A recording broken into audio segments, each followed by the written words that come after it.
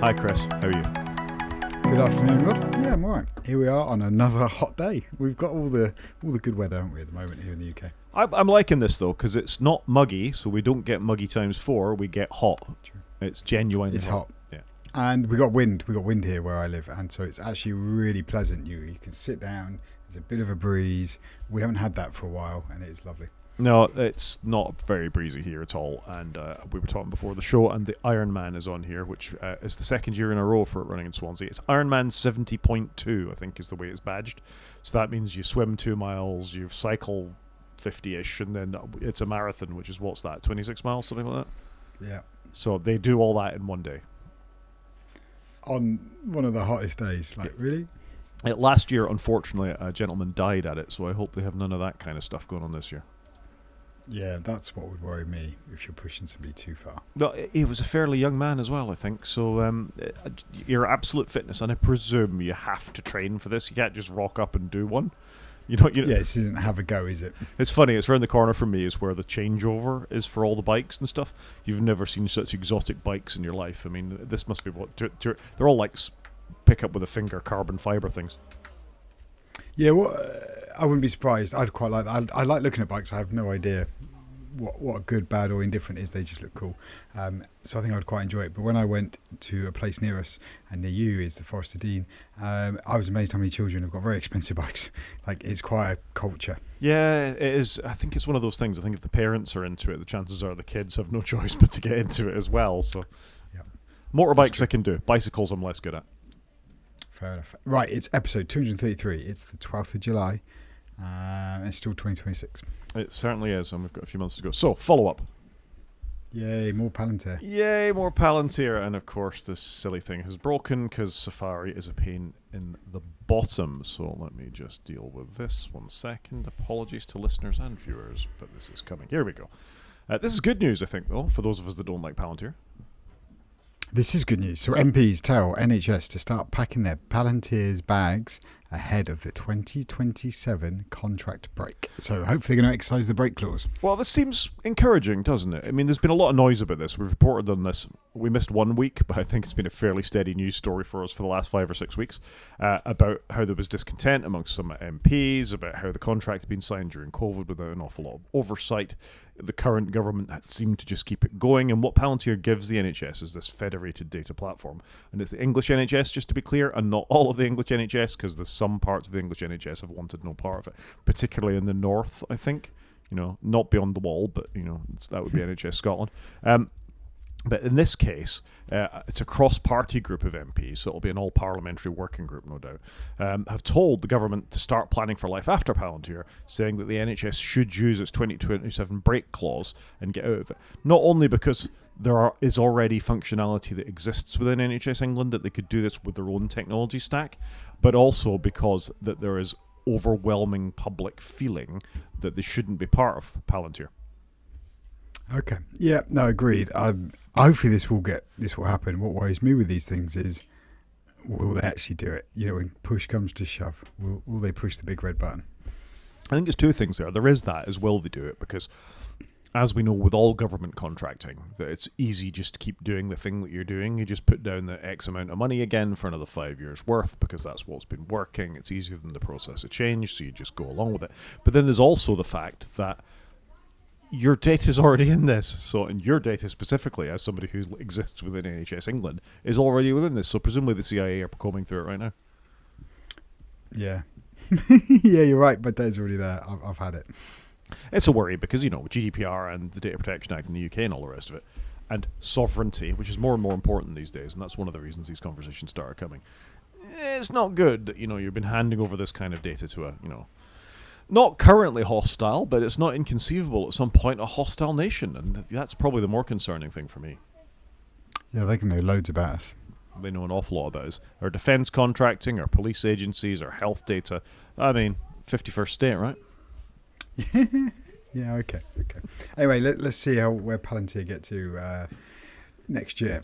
Let's see. Moving on, and we have news from Mac Rumors in this case, and this is a story from the 8th of July about Apple actually losing its fight over the gatekeeper label. We talked this might happen, I think, in the last week's podcast, that Apple were pushing really hard not to become designated a gatekeeper. So that is they're over a certain number of users in a particular thing, and the General Court dismissed Apple's whole shebang within this, which isn't a surprise at all. Why they even bother? I don't really understand, because they're a gatekeeper. They're massive. How can they have any argument that they're a gatekeeper in almost all aspects of its business, be it iOS, be it the App Store, be it a single core platform service is what is the way that they call it. So designated gatekeepers are prohibited from favouring their own services over those of rivals, which Apple do, and are prevented from combining personal data across different services, which Apple do. They also give users the option to use alternative app stores, kinda. Begrudgingly, I think you could put next to that one. I mean, brackets. But this was Apple's argument, wasn't it? That they said, no, but we've done this. You can have alternative app stores in the EU, but we all know that that's pretty limited option. It's pretty limited, and they're not doing it because they want to do it. They're doing it because they have to do it. And to be really clear, to be classified a gatekeeper, you have to have sales in the EU of at least €7.5 billion or a market cap of 75 billion or above. The designation also requires platforms or services to have more than 45 million active monthly users and over 10,000 active business users. There you go. I mean, there can be no denying that 10,000 is a pretty small number for business users when it comes to Apple. Yeah, they wouldn't open a new market for 10,000 users, or release a new product for just 10,000 users. That is nothing to them. Yeah, it is interesting, and what amuses me most is that 95Mac, Mac Rumors in this case, have not allowed commentary on this because it's a political issue. Yeah, okay, fair enough. I don't know if you've been following Gruber, but Gruber has lots to say about how terrible the EU are when it comes to these kinds of things and how awesome Apple are. Yeah, he does. I think there's a mix. I think some things the EU are trying to do are good. I think some things Apple are trying to do are good. And I think there is a mix in the middle. I think he's too far leaning one way. Yeah, I think he's just coming down that everything the EU does is evil is probably a little bit much, frankly. Agreed. Do you want to tell us about more patches incoming? Yeah, so I just put this in there because we've spoken a little bit about this, about keeping your device up to date. So Microsoft warns customers, because of AI, they're Patch Tuesday. So Microsoft often release all their patches on Patch Tuesday, and basically saying there's going to be more of them because Microsoft's own tooling is now using AI to spot vulnerabilities, and therefore they're finding probably more bugs. They're then fixing more bugs or holes or vulnerabilities, and then ergo it's coming then onto the end user to get more patches or server admins. So it's not a shock, but it feels like Microsoft should be doing this a little while ago, because it feels like you're a little behind the curve here. But interesting, they're actually acknowledging it. Yeah, I mean, it's probably important to do so for business customers and all the rest of it. And, I think there's a bit of navel gazing going on here on Microsoft, that they've become distracted with the whole AI piece and pushing it into the operating system. We've seen it with all the things we've reported on over the last at least 2.5 years with the stuff they've been doing with recall and things like that. It's not a surprise that AI is also going to cause them a problem and a benefit when it comes to these things. So, not a surprise to anyone, but even more patches, yay. Yeah, well, it's good they're patching stuff, right? That's the right thing. Should they rename Patch Tuesday to Copilot Tuesday? Well, they've branded everything else Copilot, yeah. And it's Copilot's fault, probably, that we've now got more patches. Yeah, it's horrifying, isn't it? I did see a thing that Windows 11 market share actually fell this month. It's under 60%, which is quite unusual for a newly introduced operating system. And I wonder what's going on there. Well, it can't, because Windows 10's getting more market share, right? So it's got to be alternative operating system, surely. Well, a little bit of that, but it is weird. I mean, it's got to be things like macOS is clearly growing. MacBook Neo and things like that are obviously having an impact. You see more of them out in the world. macOS has been sort of fairly resolutely seen sort of 8 and 10% for a very long time. Linux desktop, at least, is about 4%, 4.2%. And then there's a big chunk of unknown, and the unknowns will be people who use ad blockers or mask their strings when it reports to websites and all the rest of it. So some of those could be Windows users, but my sort of instinctive knee-jerk reaction is many Windows users wouldn't be sophisticated enough to run anything that would block the terminal strings. Or is that me being platformist? Probably, but you could say something about Mac users. There's a lot of people out there that wouldn't know how to do more advanced things, or Linux is probably very different. I think Linux users are probably more motivated because they know generally what they're doing. And again, that's platformist as well as an assumption of Linux users. However, I think macOS and iOS by default mask their browser strings slightly these days. You can't tell one between the other anyway, what's iOS and what's macOS. Yeah, I can't remember what they're doing, but they are doing something there. Yeah, so it's a thought. Anyway, I suppose it's to the good. You're getting more patches that are fixing things, but equally, you're getting more things to fix as a consequence of it. So this feels like a vicious circle to me. Yeah, agreed. It's got to be good at patching stuff because some of these bugs are going to be in there for years. Somebody could exploit them. So I guess it's probably good. It's probably a net win on the whole. And I'm sure it should calm at some point, unless the tools they're using keep getting better and better and better. And I guess you get diminishing returns, but it's got to be good in the long run. Yeah, and they are getting better and better and better. And last but not least, for follow-up, we have news from Meta.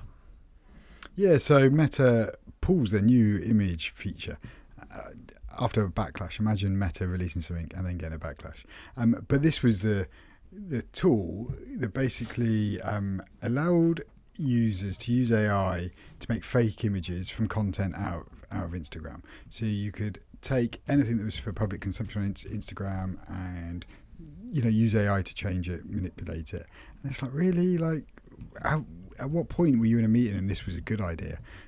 I just seems crazy how they did all the work on it, launched it, and then was like, oh no, it's landed badly. Nobody likes that. We can take your public image and manipulate your face or give you features you don't have or whatever it may be, or put you in uncompromising situations. So it's just dumb, isn't it? Like, you do wonder how sometimes companies launch things without just thinking how the room's going to react when it gets there. So another waste of time and effort for Meta. I think Meta are quite good at wasting their time on this kind of stuff. And I've picked up a little bit this week these sort of stories about pushback on the Meta glasses as well. So particularly Meta Ray-Bans and things like that. I even heard Mike Hurley talking about it on the Upgrade podcast about there's a lot of pushback now about smart glasses and cameras being on things. It wasn't acceptable before. When the Google Glass was a thing with cameras on it, people got annoyed about that. The Meta Ray-Ban thing, or whatever the actual sort of brand of them is called, of course it was going to be a problem. If you're strolling around with glasses on and nobody knows if you're filming you, well, that's a bit wrong, isn't it? And I don't think you browse some of the social media stuff as much as I do, but Reddit has an advert at the moment in the platform as you're scrolling of some guy wearing his sunglasses stood in a concert filming the concert. And you think, that's really tone deaf, literally tone deaf, isn't it? Yeah, why is that? Well, everybody else stood around him with their smartphones up, recording what's going on, and he's just stood there looking cool in his Meta Ray-Bans, yeah, you should absolutely be pushing back on this. And I think Apple have potentially got a problem on their hands here with these rumored AirPods with cameras in them for AI. Why? I know where I am. I've got Google Maps or Apple Maps on me when I'm walking around and I don't know where I am. I don't need it recording everyone around me. Yeah, I don't know what they're going to do with those, but it's a hard no for me. Yeah. I think they're going to be, I guess it's going to orientate you and direct you, and you haven't got to take your phone out of your pocket. I don't know. Instead, you're creepily filming everyone. This particular story about Meta Ray-Ban is if you go to mess with a camera, because there is some sort of software lock about you doing things like, the person you're looking at now is Miss Jennifer Jones. You met her 3 years ago. The kind of thing that we always get in science fiction for when you're wearing smart glasses is to not allow you to do that. Apparently, it will brick the cameras. It sounds like people want to brick the cameras on these things to me. Yeah, maybe. I haven't found a need where I want to try these, I must confess. No, I think the promise of these things, if it wasn't used in a creepy way, would be great. But the problem is Meta's creepy. Google are creepy. Apple are becoming creepy. Agreed. So trusting these companies with cameras. We already have smart devices that listen to us all the time, track all of our browsing data, have our health data, and now you want us to see what we're seeing as well? Wait, how far is too far, I think we are finding the line. It'll be interesting to see what users make of it. I think people are getting a lot more cautious than what they once were. So it'll be interesting to see if Apple do it, how it lands. We shall see, I guess. News? Let's do the news. So this is potentially an unsurprising story, I think, in that we've been talking about data centers and their sort of features for a while and how there's been a bit of a pushback about them, but never mind their environmental credentials being a problem as well. And this is a story that Irish data centers now guzzle 23% of the country's electricity. Now, Ireland's not a big country, not got a particularly big population. Almost a quarter of its electricity going to data centers? What happens in a company like United Kingdom, United States? How bad are these things for our environment and our electricity grids? It's not good, is it? But like you say, 25% of all electricity. That's a big number, isn't it? They're not 25% yet, but this was in 2025. So it probably is in 25% now because we're 6 months down the road. But wow, that's a huge amount of data. But of electricity. But that's just electricity, and we can cope with the electricity. You can put more solar farms out, you can put some wind farms up. Goodness gracious forbid you fire up another nuclear reactor or something like that. Fine. But what about the water that these things consume? What about the fume? You know what I mean? It's no wonder you can't buy hard drives for your NAS when this kind of stuff is going on in data centers.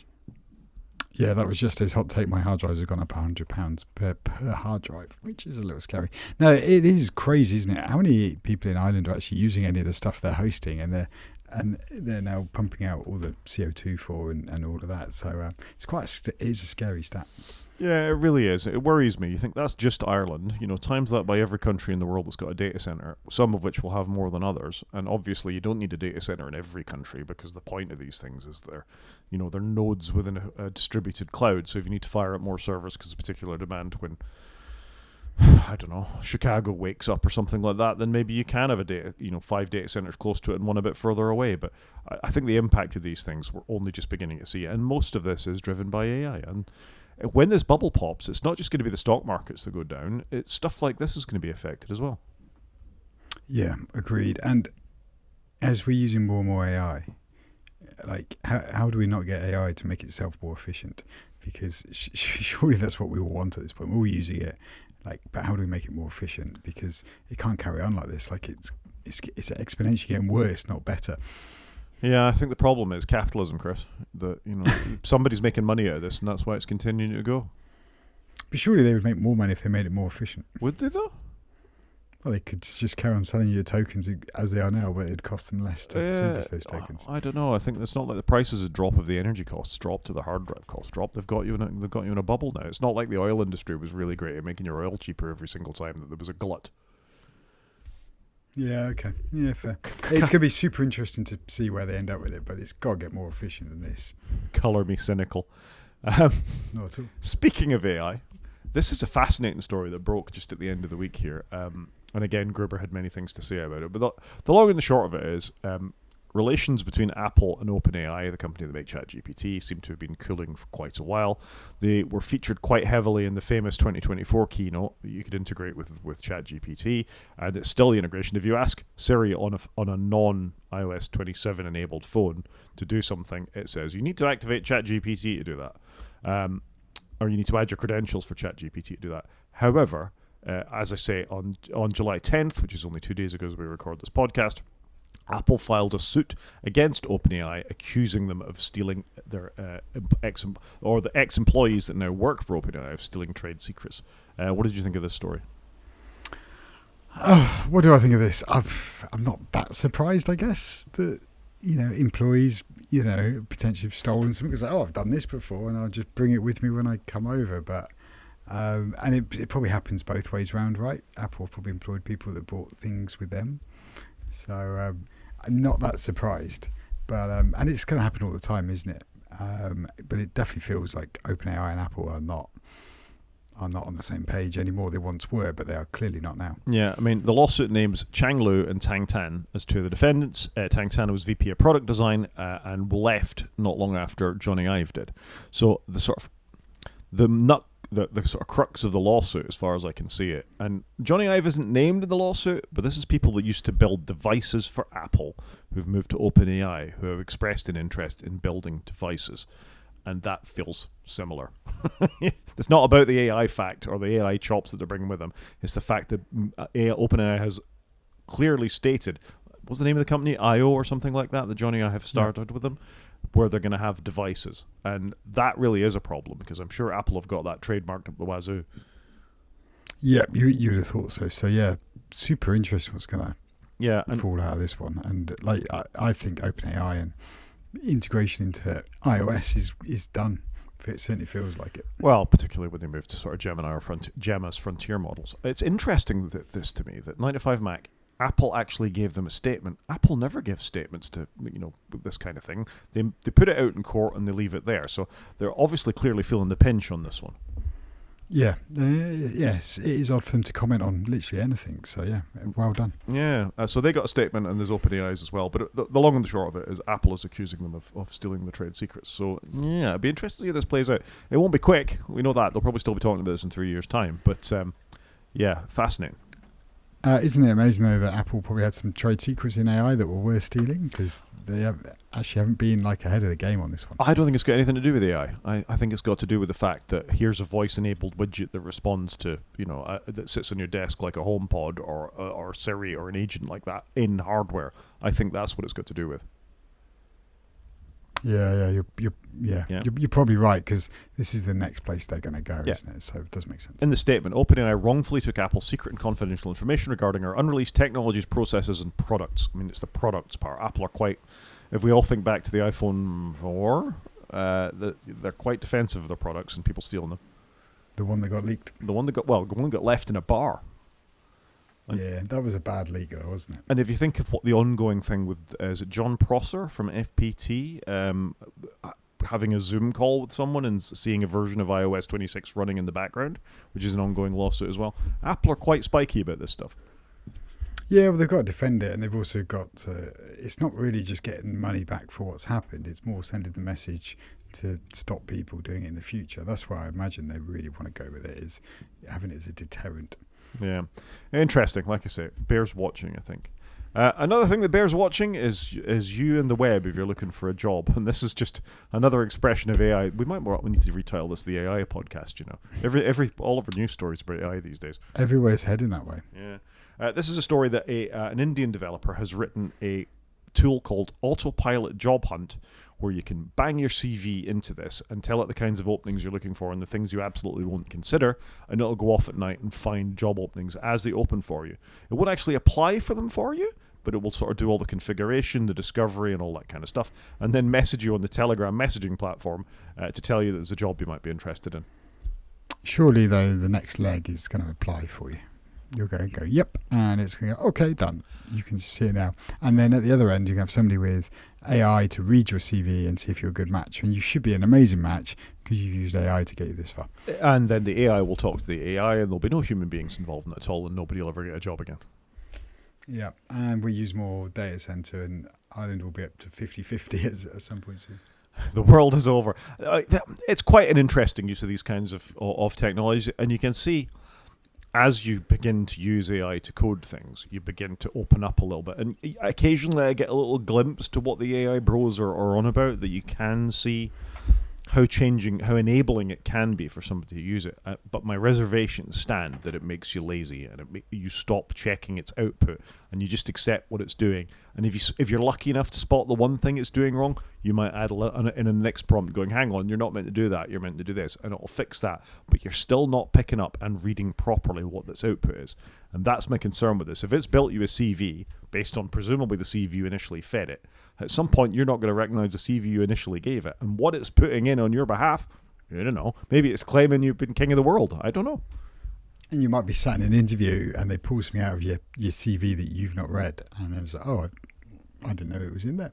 Or the AI will for them, because they're sat there with their laptops open saying, give me 5 questions about this guy's CV. Yep. Yeah, because I don't need to think anymore. Yeah, I don't need to think anymore. It really does worry me. For all the, like I say, I get the occasional moment of, wow, that's really cool. That's quite transformative. I think the downside, that seesaw is still on the downside for me. Yeah, no, I get it. And look, one of us has been vibe coding a music app lately, and it's written everything for me. Have I gone in and checked it all? Not really. I've had a little scour in the source code. I made some tweaks, but I'm largely relying upon it. No, but you know that T app that we talked about, where there was a dating app for women, where they hadn't checked the credentials, and all the posts that the women were putting online for it were completely accessible because they hadn't secured the back-end database. Staying away from that kind of stuff, or at least not checking that kind of stuff super rigorously, is so important. Your app doesn't do any of that kind of thing, but my app is for you to bring your own music and allow you to play it, hopefully in a nice way. But maybe it's using some library that's super open that will allow somebody to get in and harvest your music collection. Do you know what I mean? Probably not. But because you don't have that level. I mean, let's face it, human coders left those kinds of things open all the time anyway. So I mean, maybe it's not moving things on too far, but it's just that confidence in what you've written that we need to be a bit surer about. No, I agree. I've got two libraries in there. One is lame for encoding MP3s, and one is one to look at network shares. But the network shares one, I don't know. What does it do? Do we know? Yeah, we don't know. Moving on, and this is a bit of a sad one for me, really, is you're probably a little bit too young for this, but one of my first entries to handheld computing was my Psion 3A. I loved that thing. It was a handheld tablet with a keyboard. I don't know, it was, if I unfold my hands here to the camera, it was smaller than that. I should probably find a picture of one, really. This is the story about David Potter, who invented the Psion brand, really. They started in the sort of the late 80s, I think. By the time the 3A came along, it was early 90s. And I did all sorts of stuff. At the time, I was a working intensive care nurse. I had a load of my drug calculations put into it. I started writing things in there. It had its own a version of an SD card, a very early version of an SD card that you could store things on. It was just a terrific device, my Psion. And I kind of miss it. So yeah, Psion Series 3 in 1991, and then there was a 3A. It had a backlight on it. It was only a black and white screen. The battery went forever. It was sort of like a precursor of e-ink, just an amazing device. And the OS Symbian was eventually bought by Nokia, and that became sort of the underlying operating system that eventually became WebOS. So you can actually trace this thing's roots back to then. Yeah, and I remember a friend at uni who had a Psion 5, I think, and used to take all the notes on it. It was a cool device because it had a keyboard, and you could get data into it quickly, which you couldn't do with other devices. So yeah, I do remember them. I never owned one, but I always thought they were cool. And like you say, they've obviously got quite a lot right. Yeah, they did. I've just found an eBay listing. I mean, look at that. It had a proper keyboard for what was a small device. It was in a little clamshell thing. It was a beautiful little thing. And the thing I really liked about it was in the operating system, it had these hard keys here just to flip you between the things on the system. So, system to control the operating system, to go straight to a little database thing. It had its own word processor, it had a calendar. I think eventually you could get like a modem plug-in for it as well, so it could actually connect to the internet. I mean, it was so ahead of its time.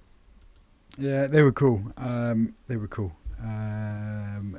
I had a Palm, which was cool, but you couldn't type on it. And that was you just couldn't get data in as quick. Yeah. Terrific device. So well done, David Potter. You made it. You made a little impact on the planet there. Yeah, and he's passed away at the age of 82. It's not bad going. It's been a bad week for people over the age of 70. We had a few deaths in the United Kingdom, including locally for us, Bonnie Tyler. Yeah, Bonnie Tyler. Yeah, you're right, though. It often happens in threes, though. It certainly does. Media? Yeah, go on then. Let's do the media. So a couple of stories about the BBC, really, or at least UK broadcasters. So the first one from Engadget. Apparently the BBC are talking again about coming up with a unified player, so iPlayer or 4OD or whatever it's called these days would become one thing. I don't necessarily know that's a bad thing. It would cause less confusion. It wouldn't overly bother me. I don't think I'd nip in and out to watch a TV show. Why do they want to do this? What problems have they got now? Do you think they're going to cross-fertilise a little bit? Well, let's face it. I think Channel 4 is slightly funded by the BBC. Some of the licence fee goes towards Channel 4, so they're not entirely independent entities. Okay, makes sense. So there's that, and S4C is in a similar position. ITV is different. ITV is entirely funded by commercial broadcasting or adverts. Well, soon to be Rupert Murdoch. Well, is it anymore? I think it's not. I think it's NBC Universal or something like. It's all very confusing. And this is the news that Sky is going to buy ITV. So we've got BBC One here in the UK going to merge with Channel 4. We've got ITV, which is Channel 3, is going to move over to Sky. So it's all change, isn't it? But again, it's just another thing where long established businesses are struggling, and therefore they have to change how they operate. Yeah, and again, I pay a little bit of money for Channel 4's player. I don't pay any for iPlayer because I pay my license fee. Same. And that's as it should be. I don't have any particular problems with them sticking all these things together. I wouldn't mind if they put ITV in there as well. This is effectively bringing us back to a British version of BritBox, though, right? We had BritBox, didn't we? Yeah. I don't know if that's still going. But It's certainly not still going in the UK, but I've got no problem with this. There's quality programming and all these things. I don't mind us having a national broadcaster. I think there's a certain amount of history with the BBC and Channel 4. I like, there'd be no Taskmaster without Channel 4. There'd be not an awful lot of missing broadcasting without the BBC. However, I have a feeling they're failing to move with the times to a certain degree. Yeah, that's got to be the issue, isn't it? Yeah, which leads us beautifully into our next story, actually. That I may have forgotten to put in here, but that's very annoying to me. But the story is that there is a push by UK government to have national broadcasters float to the top of your YouTube algorithm. You've got it down in the main show. we're going to talk about it. That's fine. Well, let's talk about it there then. So I think that's fine. We'll park this here and we'll come and talk about that because I think that is fairly interesting. So that's the media. And then the second one, which I know you're going to love, is Widow's Bay has become had the most Emmy noms of any new show this year. And have you watched any yet, Chris? I haven't watched any TV, really, if I'm being honest with you. I've watched a little bit of Wimbledon, which I can just see out the corner of my eye.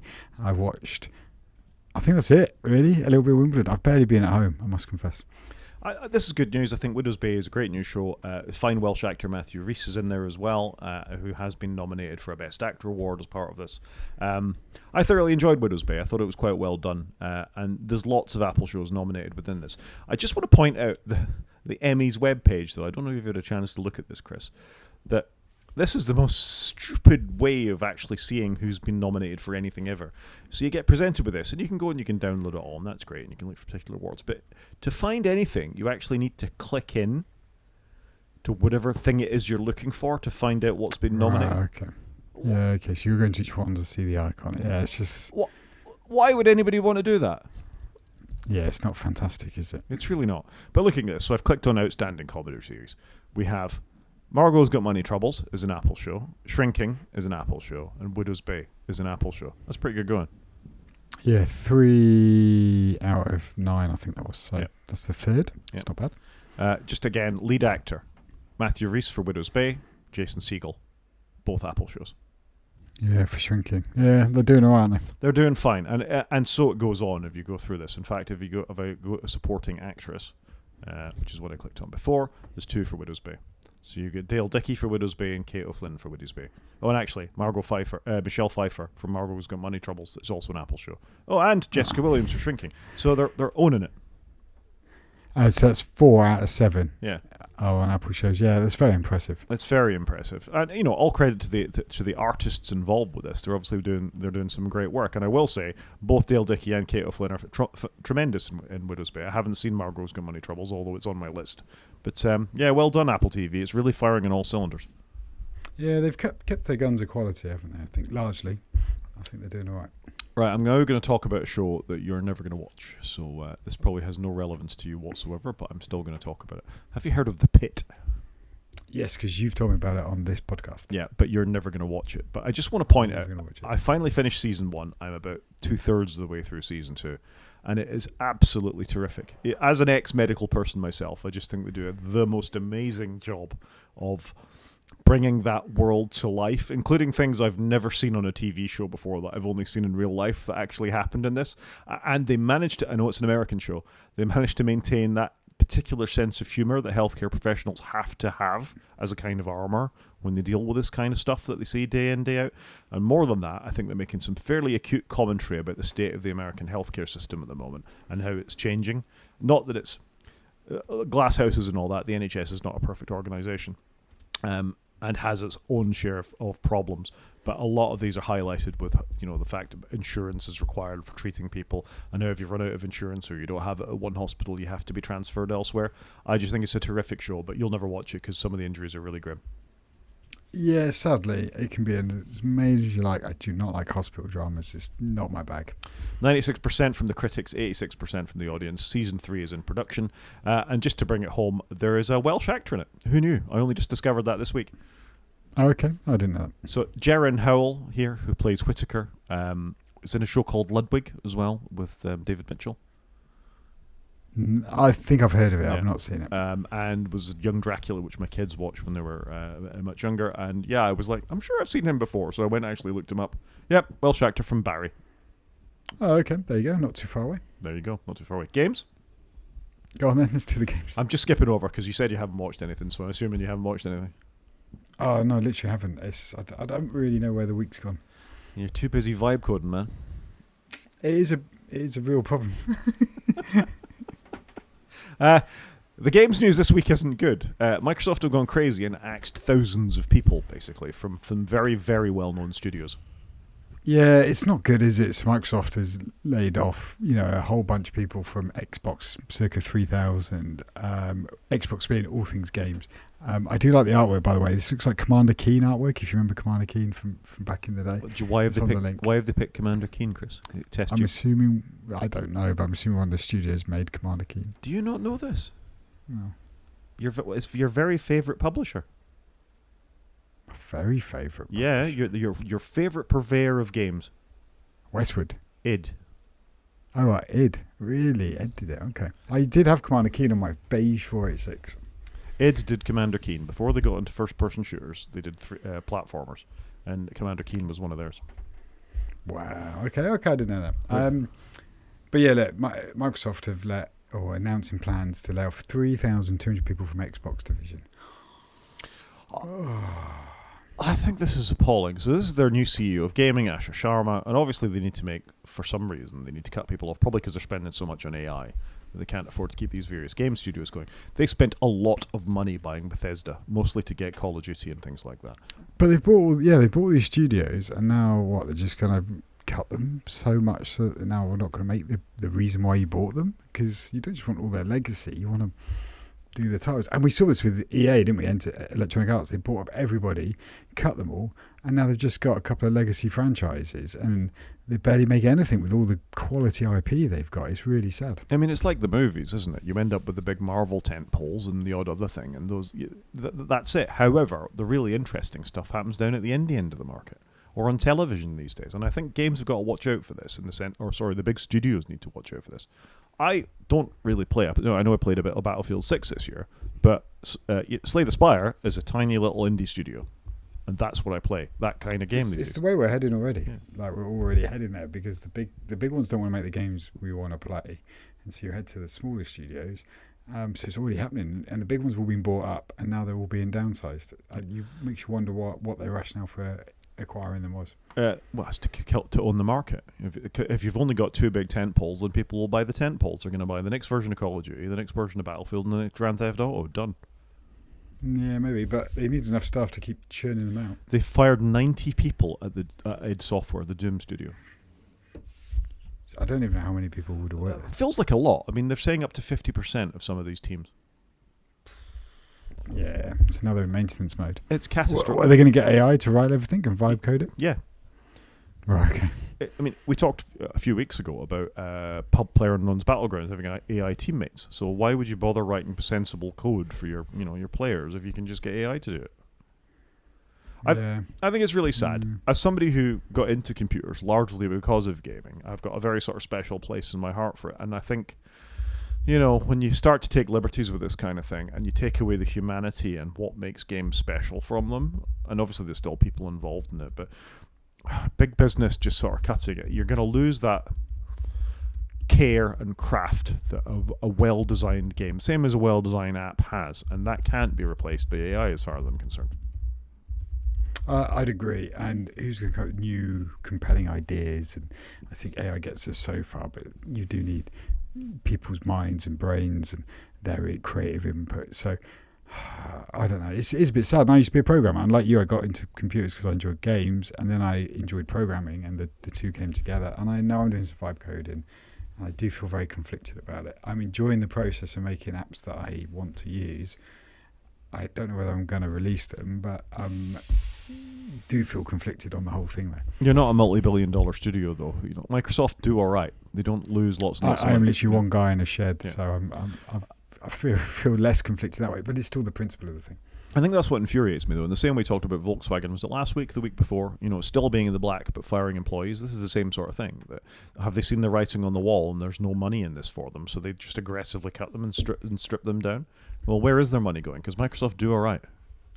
Yep, and we're going to end up with them owning these assets again, a bit like Electronic Arts, like they own The Sims, which was an amazing game. Everybody played it, and then they kind of just killed it. Really, they haven't done anything with it, or they owned SimCity and just squandered it. Command and Conquer, the IP just never really went anywhere. It did really well, and then it fell off a cliff.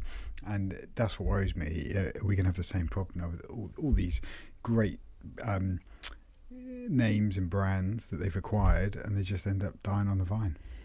Sad. Agreed. I feel I need to reverse. Maybe it was Apogee that Commander Keen. I was very certain it was Id, but we should probably check on that for a bit of updates. In the meantime, should we do a quick main show? Let's do it. So, already there's been a hint about this, and this was it's a green paper at the moment that came out, published by the UK government this month, about they want to inflict into the YouTube algorithm that established media would have more visibility on YouTube and TikTok on these kinds of platforms. So what that would mean is, if you ever go to YouTube and you get the recommended stories at the top, if they identify you as being in the UK, BBC stories, ITV stories, Channel 4 things, Channel 5, any UK platforms would be bubbled to the top of that every single time, despite what your choice would be and despite what the independent creators were doing.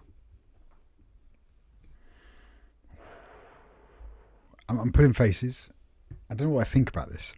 I was reading the story earlier and I was feeling conflicted. So I don't watch much YouTube at all. I dive in for the odd video and then I leave. But my children watch a lot of YouTube and they seem quite well informed of what's going on in the world. But how do I feel about that them and other people would get steered towards what is deemed the most suitable source of their news, whereas they may not want that.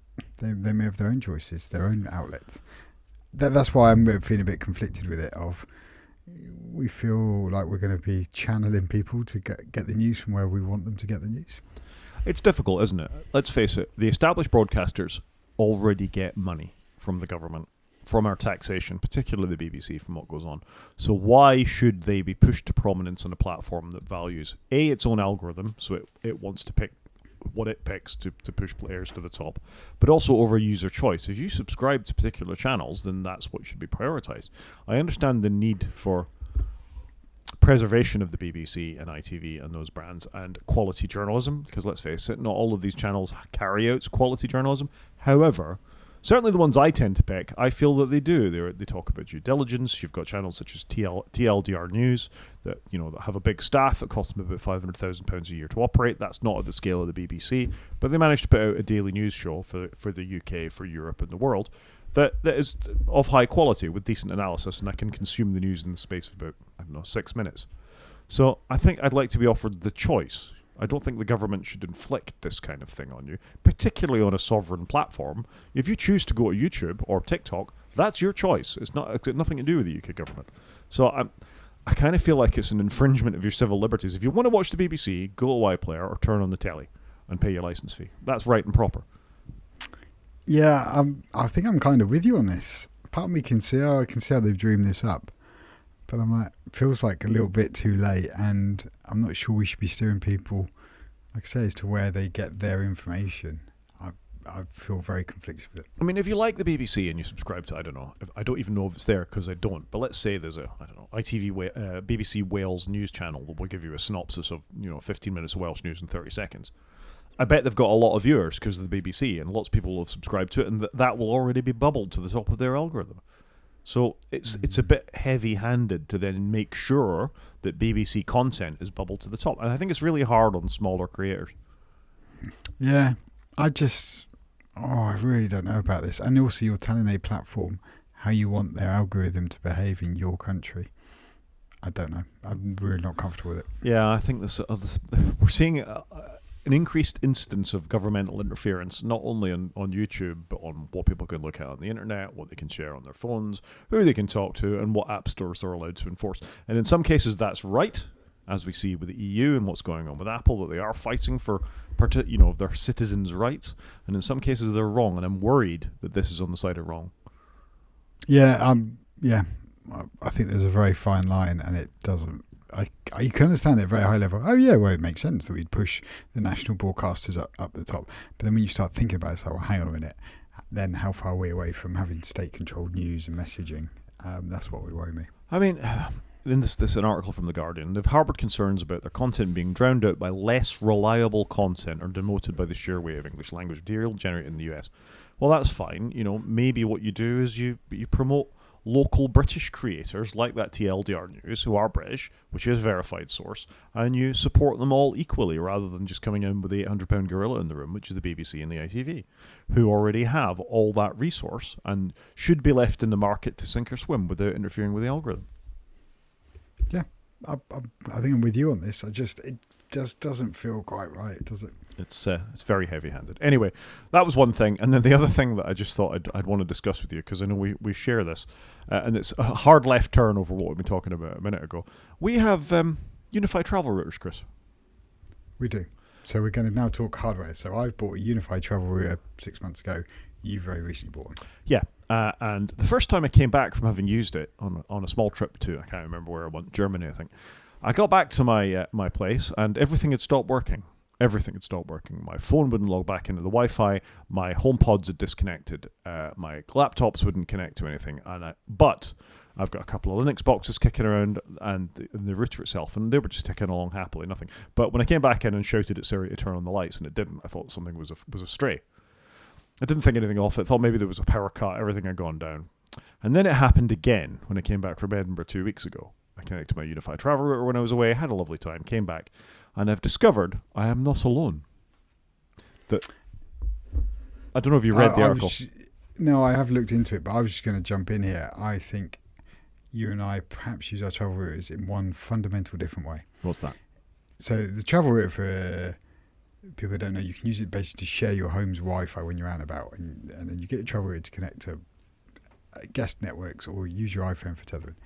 But the way I set mine up is not to share my home Wi-Fi, but I created up a new SSID on it called More Travel, because my home network is called More, and I just have it on its own set of networks, if that makes sense. And that way I could play with it at home and have it separate and tell my devices to join this travel one.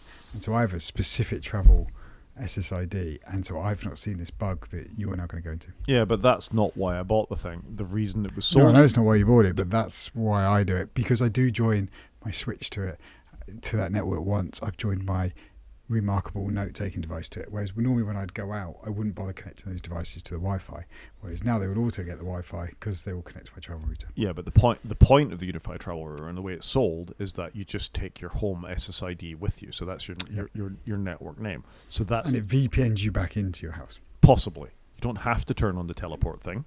Yeah, that's fair. But what it's meant to do is just replicate your home network. So you don't need to do that. You don't need to add yet another wireless network when you're out and about. You just turn it on, and all the devices you've got with you, be it your Switch, your iPhone, your laptop, whatever it is, recognize that as your home Wi-Fi and connect to it. And that's how the product was sold to me. However, there seems to be a bug with the way Ubiquiti are talking to iCloud for the way that they store the tokens within this that causes this issue. So I've linked to a Reddit article, and if I could find it, it's this. They're using this API wrong about how it also joins things. So that's what's causing the problem, and there is no fix. And this is dated 5 months ago, and I'm still experiencing it now. And I think this is really bad. I don't know who to blame and shout out with this. Is it Unify? Is it Ubiquiti? Or is it Apple? But it's really irritating me, I must say. I'm about to go away again for a week. I don't want to mess about with my Unified Traveler. I like the fact that I can whip it out of my bag, plug it into something, and I've got my home network. Bam, done. And it's worked flawlessly on the Unified Travel Router, but when I come back and everything's gone tits up, that's a problem. Yeah, that's not great, is it, if it's blown away your home network config? That would be bad for me because my family would still be here and I would be very much getting shouted at. So it's just as well you set it up with a different SSID, but that's in not hindsight. That's not how the device is advertised to you. No, it's not, but my kind of view was, well, I might want to mess around with it at home. I just want it to be separate. And I've just got to add that one SSID to various devices that I travel with and to my family's device because they've all got an iPhone.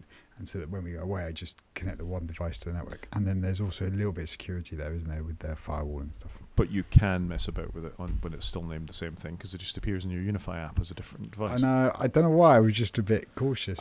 Well done, but you've lucked into the fact that this is probably the right way to do it. But it's really annoyed me. Yeah, no, I can understand. Like, if it had messed up my home network, I'd be annoyed because I think I've got it just how I want it, and I wouldn't want this. But it only messes up your home network if you've got a lot of Apple devices because of the iCloud syncing. So if you were, which we do have. which we both do have, and the thing that absolutely infuriated me was the lights. The fact that my Matter lights wouldn't work anymore because the Apple TV had dropped off. It was the Matter hub for it, so I had to rejoin all my Apple devices to the home network again. Again, the Linux devices were absolutely fine. The PlayStation was absolutely fine. This is ridiculous. Yeah, that is a stupid problem, isn't it? So now I don't know what to do. I don't know whether to do as you've done and rename the SSID something else, which will annoy me because I'll have to, every time I travel, I've got to remember to add it. But you only have to add it to your device once, then your device. Yeah, I know that, but that's not the advertising for the device. The device is you take your home network with you, and you don't need to add it at all. Yep, no, I get it. I don't know what I'd do because I think there's a prompt when it comes up when you first use it. Do you want to use your home? Yeah, and I did, and I do. Or do you want to do your own thing? And that's why I bought it, because Unify has been great, and I get seamless integration, and I'm not getting that because whatever's going on with Apple is... Anyway, I'm just whinging at this point, but it's really upset me. It's a very odd bug, though, isn't it? And unlike Unify to ship something like that, because they generally seem very robust. Yeah. Or it's been 5 months, why haven't they fixed it? Yeah, or at least engage with the community of what they are or aren't doing. Yeah. Anyway, so that's my complaint. Anything else for main show, or should we move on? No, I've not had any annoying bugs like that, so I think we should probably move on. App of the week, and I'm going to try and show this inside the browser. I'm not sure how well this will work. I'm going to be able to see it. There you go. That worked. Can you see that? Yeah. What cable? So my app of the week is What Cable. You and I had some technical issues with this show because of my connections to microphones and cameras, and things kept falling apart and all the rest of it. And this is a new app which you can download from Homebrew or directly from the App Store called What Cable. It's by a British developer. There's a free version and a pro version. The pro version works across 2 Macs. I haven't bought it yet, but in the pro version you can tag particular cables. But just to summarize what it does, it'll tell you what's connected to your Mac and whether it's running at the speed it thinks it should be. So in this case, this is an actual picture of my devices I've got connected to my Mac Mini here. You can see it thinks I've got a slow USB device, a charge cable connected to my webcam, and the same to my microphone, which is fine for the microphone. I'm a bit concerned about the webcam, though, because I would have thought I need a faster cable for that. Agreed. But isn't that interesting, the fact that it can immediately do that and tell you what it thinks it's got? Yeah, that is quite cool, because I've got a bunch of cables, and sometimes I plug one in, I'm like, shouldn't that charge quicker? Shouldn't it do something else? And you don't really know, because there's been no good naming convention or colour scheme. So, yep, no, I think that's quite cool. It's just a USB-C thing. In the pro version of this, which is only £9, so I may buy it, you can actually tag the cables and it will remember when you plug it in again. And at that point, I think you get a sticker. You stick it on the cable and you know this is a USB 2, USB 3, USB... Because the problem was USB-C cables is they all look the blooming same. Yeah, I've got a complete myriad of cables I've acquired at various times. And like Thunderbolt as well. Like, I don't know. Anyway, it's a super cool app and I recommend you check it out. Yeah, this one actually does look quite interesting. I actually recommend it's something you approve of. I'm so glad, Chris. Thank you very much. And all the code's on GitHub by the looks of it. So you can go and play with it. Thing of the week? Thing of the week. So I went a bit old school. I bought a magazine while I was travelling. I bought a Top Gear magazine. I haven't read a Top Gear in years. And it was quite nice just to have a physical magazine with nice pictures and words and to read it. So I put in a Top Gear magazine, because how often do you actually go and buy a magazine these days?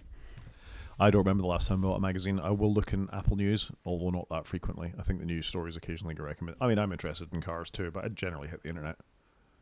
I do too, but just every now and again, it's quite nice just to have something a bit more tangible.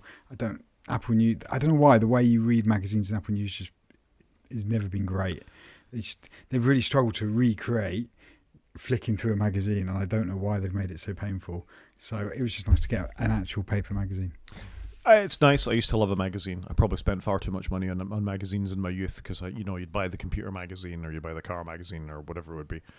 Not that I was one of the loaded generation, but I may have seen the odd issue of Maxim or something like that, which were terrible magazines for the time. But a physical magazine is not a bad thing. Was it Newsstand? Was that the original Apple app that, kind of went away? Yeah, it was rubbish. That's why. They haven't got this right. Even on iPads, they haven't got this right. The iPad is made for this, and I like looking at the newspaper on my iPad. It's just a PDF, that's fine. Yeah. But I like reading a paper that's formatted as a paper, because I find you're more likely to pick up on ad hoc stories than you are if you just purposely go and browse the net, I guess. Very true. I think we call that a show, Chris. I think so. So if anyone wants to get in contact, Rod is at g5menacre@mastodon.scot. I am at _cgp at mastodon.social. You can watch on YouTube by going to wakefromsleep.com and click on the YouTube link, or you can drop us an email, wakefromsleep@protonmail.com. Talk to you next week, Chris. Cheers, Rod.